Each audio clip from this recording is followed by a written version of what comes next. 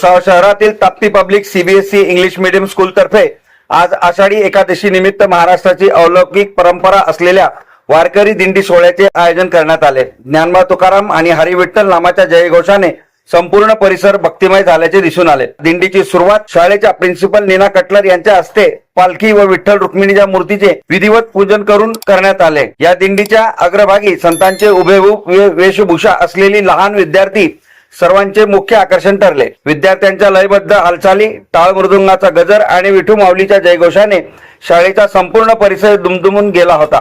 Tapti public school पासून सुरू झालेली ही दिंडी शहरातील गायत्रीनगर, विकास कॉलनी व शिव कॉलनी या प्रमुख भागातून मार्गस्थ झाली। या मार्गावर बाल वारकऱ्यांचे नागरिकांनी कौतुक केल्याचेही दिसून आले।